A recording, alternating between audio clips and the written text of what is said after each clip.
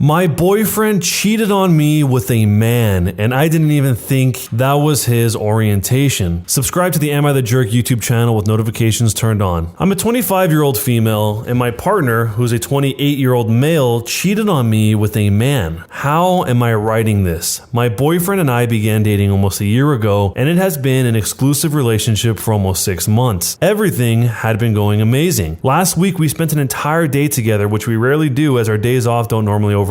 The day was great, we worked out, we did some shopping, we went for a nice dinner. The morning after, I woke up with terrible anxiety, and I told him later that I felt part of the trigger was feeling like things were going too well. Like something has to be too good to be true. And how right I was. This past Sunday, I was talking to him on the phone on my way home from work and mentioned that I might have a UTI, and I was planning on going to the walk-in clinic on my next day off, today. I have had UTIs in the past, and this feels similar, so I figured no big deal. Just go get some antibiotics. About an hour after we get off the phone, he shows up at my door unannounced, looking distressed. I was getting ready for bed and obviously wasn't expecting to see him, so I let him in and he says he needs to talk to me about something. He starts off by saying, "You know how you'll poke fun at me for being a cis hetero man? Well, I'm not necessarily hetero." My poking at his mistaken cis hetero identity was used to try and draw his attention to his privilege, as I'm an active activist, and he had never been exposed to that world and genuinely did not understand how much easier of a time he has compared to some others around him. I never flat out asked him how he identified, and I should have never assumed. For that, I was wrong, and I feel like trash over it. Anyway, he tells me that he's bi.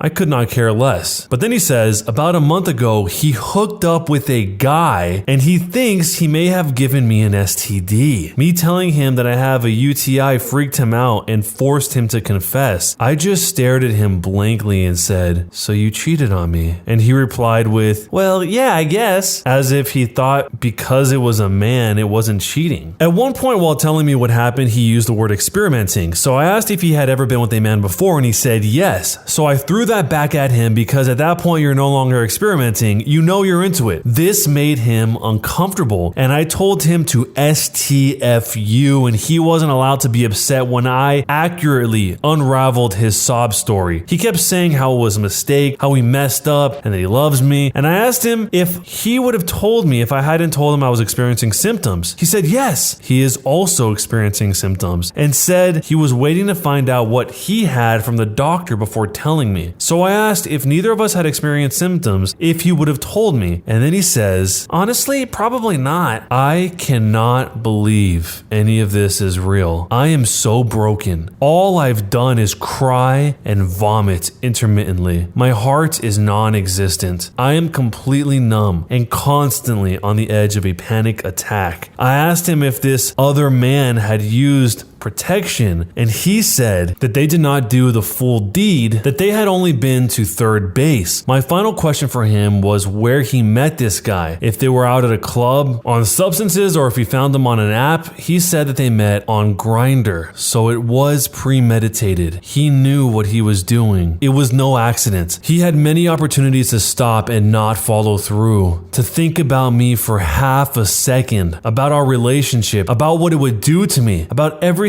we've been through together, about how he was about to cheat on me, and he didn't. Are you ready for the kicker? Why am I not dropping him immediately? Well, I love him, but we also met through an app for people dating with STDs. We both have herpes. When I was diagnosed, I didn't think I'd ever have another fulfilling relationship, as every other potential partner I had disclosed this with ran for the hills. Nobody else would touch me with a 10-foot pole. I am 100% genuinely terrified that I cannot do any better than him. There's been a lot on my plate lately. I was displaced from my home a few months ago due to a fire, and currently I have no idea when I can return. I have been staying at a sublet and only have somewhere to stay until the end of January. The building management has told me that the tenants can expect to move back in early next year, but who knows what that means. He has held me crying over this multiple times. He knows the things I've been dealing with, and I absolutely cannot believe he did this to me. But now I am genuinely thinking about taking him back. It's the easiest thing to do right now. I don't have the capacity to go through a breakup right now. I don't think I'm strong enough. I'm at my limit. Is there any advice? Comments? Has anyone had their partners cheat on them and be able to work through it? This story was pretty heartbreaking for a few different reasons, starting with how she perceives herself and what she feels that she deserves based on what she has. Meaning the fact that she has to use a specialized dating site to find other people that also have herpes. She feels like she's not deserving of love or not deserving of being treated better than this, because the way that the guy talked about this made it seem like he didn't even understand that he cheated on her. He made it seem like it was just no big deal. And the fact that at the end of all of this, she's still considering staying with him is absolutely bonkers. And I think that really boils down to some sort of self-worth issue that has to do with this situation. I mean, she's in an unstable living situation. She's in an unstable situation to meet other people, but no one deserves to be treated like that in any situation, regardless of any of the reasons she gives here. One of the best comments in response said, "Whatever you have, herpes, a missing arm, no legs, etc., you are not less of a person. Just because you are not perfect doesn't mean people can walk all over you. Take your love for him and put that love into yourself. You deserve better, and you are looking for another person to complete you. You are a candidate for being taken advantage of when you look to others to complete you. Leave him. He put your life in danger. Run for the hills. You will find somebody. Get back on that app you met him on and find a person to love you. Your next disease may bury you, and you do not want that. Love yourself and never feel as if you are less." I think that's a really good way to put all of this. You don't have to feel like you are less because of this situation. And somebody followed that up saying, just because you both have herpes doesn't mean he won't cheat again and give you both something else. So if you were talking to the OP directly, what advice would you share with the OP? Let me know down below. If you'd like to submit your own stories to possibly be featured here on the podcast, go to the YouTube description, click the link to the social media links, and write in with your best personal stories. Am I the jerk for scolding my struggling sister when she gives us grief about adopting a baby? My sister, who's a 35-year-old female, and her husband, who's 37, have been struggling with infertility since they got married 12 years ago. They've tried absolutely everything, from medical to spiritual, but unfortunately nothing works. Now that she's approaching her late 30s, they're starting to look into adoption, but it's also been slow going since their financial condition isn't exactly stable from multiple rounds of fertility treatment that they went through. I can only imagine the struggle, and I sympathize with her, but the stress this situation is bringing her and her husband honestly puts a strain on our relationship. My husband and I, who are both 30, lost our best friends, Mason and his wife, Kate, 2 weeks ago in a horrible car accident. They left behind their son, Pete, who isn't even 2 years old yet. It was so sudden and so heart-wrenching, we're still grieving, which lowers our contact with a lot of people, including my sister and brother-in-law. Our main concern right now is ourselves and Pete, whose custody has come to us because we're both his godparents and actively engaged in Pete's life since his birth, and because Mason and Kate have neither left a will nor have immediate living relatives who can take him in. We've decided to adopt Pete as soon as we can stomach the process. My husband and I never planned on having kids, and even if we did, this is absolutely not the way we would want to go about it. This situation is far from ideal, but we're starting the adoption process yesterday for Pete's safety if nothing else. We broke the news to our extended families and friends, letting them know that my husband and I won't be very available for a little longer because of this. I know my sister and brother-in-law will have something to say about this. I'm prepared for a few heated text messages or voicemails. However, I didn't expect them to turn up at our doorstep crying about how unfair it is that we were given everything that they wanted and how we didn't deserve to be parents because we didn't go through what they had to go through. I've never seen my husband so angry before. He's usually very mild and gentle, but recent events have stretched our patience to the limits. We kicked them off of our porch, and I told my sister before she left that since our pain inconveniences her so much, I won't have her around me and my family at all anymore. I know she made a fuss about it, and now everyone has something to say to us. We've turned off our phones, so we don't know which ones are cursing us and which ones aren't. I know some did/are. My husband and I are both in pain and grieving, and we can't trust ourselves to be objective. Did we go too far? And originally, I didn't want to put this information in because I don't want everyone to point at it and say this is the reason we're not in the wrong. For the sake of disclosure, my husband and I are both men. No, this is not a case of H-phobia. My sister, for all her faults, was the first person to accept me for who I love, and I will not hear a single word about this in response to this situation. So, am I the jerk for scolding my struggling sister when she gives us grief about adopting a baby under these circumstances? This situation makes it hard not to take this personally from both perspectives. The sister probably feels like she was cursed after trying to have a baby for 10 years, and the process of having a baby, paradoxically, makes it more difficult for her to adopt a baby because she's financially unstable because of it. Because those fertility treatments, from what I understand, are extremely expensive, and they've done multiples of them. And not only that, but things outside of traditional medicine, like he says, spiritual fertility. So that probably just overrides what she would normally feel about her brother, the OP,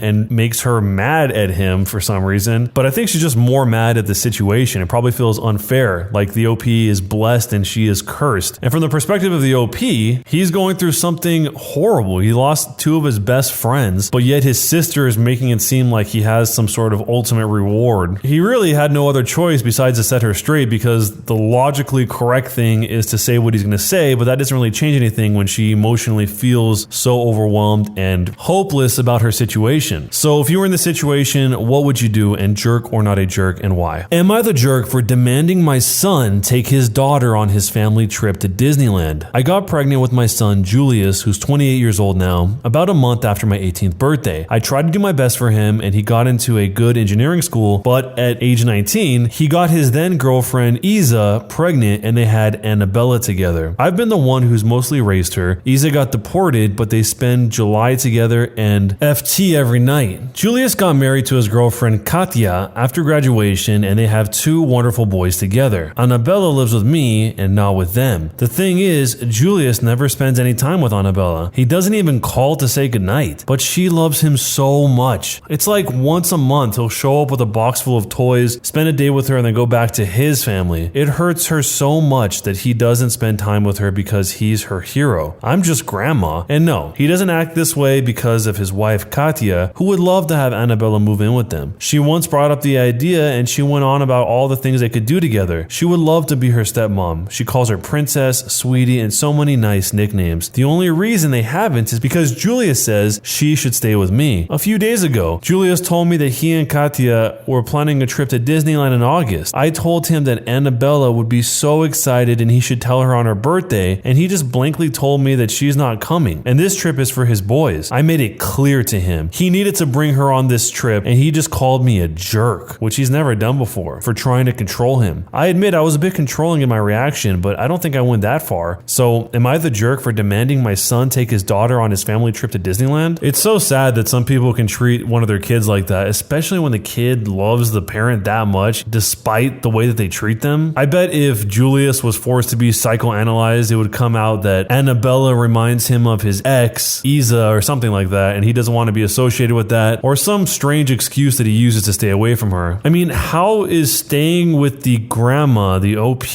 forever even an option? That doesn't even make any sense. I think going to Disneyland is the least of the problems, although it would mean a lot to AmITheA. The OP should be asking her son, why isn't your daughter living with you? You have a family, and she's a part of that family. So if you were the grandma, the OP here, what would you tell Julius about the situation, and jerk or not a jerk, and why? Am I the jerk for yelling at my boyfriend for making me leave my best friend's wedding? My boyfriend, who's 27 years old, and I, who am 26, have been together for 2 years. He has a good heart, and he's normally rational, but this one issue is that he expects to accompany me in every occasion, no matter how big or small. He even went with me to my ex-boyfriend's funeral after days of begging. Now, my best friend got married a few days ago. It was very small, and only close family and friends were invited. My boyfriend couldn't come because of the +1 rule. He pitched a hissy fit, saying that my best friend has no respect for my relationship, and was shocked when he learned that I was still going to attend. He told me that if he can't go, then I'm expected not to go as well, but that's my best friend, and I had to respect her rules. He also gave me an ultimatum: either we go together or I stay home with him. I ended up going. Again, I respected my friend's rules. He was angry with me and kept calling me the entire 2-hour drive, and then stopped. Later on, I got a text from his friend telling me that my boyfriend got into an accident and was taken to the hospital. I freaked out. He gave me the address, and I had to leave the wedding, and I told my friends why. I was crying the entire drive home and kept calling this friend, but I got no response. I arrived to the hospital and asked about my boyfriend, and they checked and told me that he wasn't there. My anxiety reached 160% as I kept calling his friends one by one. I just went home, and there he was, along with his friend. He saw me and said he was sorry, but this was the only way he could get me home after I left him alone. After the initial shock, I blew up, yelling at him about lying lying and making me leave my friend's wedding and having me literally go to a hospital and freaking out because of him. I kicked his friend out and we got into an argument. He kept talking about how much I love him, thus I left, which is my own doing and not his, and he was just trying to see if I really chose my friend's wedding over him. He then argued that my friend caused this and I shouldn't agree with her to exclude him. I said what he did was horrible and called him horrible, and then I went back to my room. It was awful because my friends kept calling to check in on him because they thought he was really at the hospital. He said I just overreacted and then I yelled at the wrong person. Am I the jerk? Did I go too far for yelling at my boyfriend for making me leave my best friend's wedding? This is ridiculously emotionally manipulative, emotionally abusive, and just heartless. I mean, how deeply insecure do you have to be to not only try to prevent your girlfriend from going to her best friend's wedding, but once she actually went there, to make up a lie and say that you're in the hospital so she has to drive another 2 hours back to see what happened because she thinks it's an emergency? This is a controlling type of personality to a whole nother degree. A lot of the times it seems like when somebody's trying to be extremely controlling and the person doesn't comply, they end up going for some sort of physical altercation. But in this case, it's purely this mental punishment that he's inflicting on her. This girl has got to get out of this situation as soon as possible, because if this happens this early on, imagine what's going to happen years down the road. But what do you think? Jerk or not a jerk, and why? Make sure to subscribe to the Am I the Jerk YouTube channel, hit the notification bell so you don't miss the next story. And if you want to hear a story right now, go to the YouTube description and there's a playlist with a bunch of stories all curated, ready to go for you to play in the background while you're doing something else, or to just listen to while you're commuting, walking around, or driving. You can do that or just follow the podcast. Either way, thanks a lot for watching, guys, and I'll see you next time.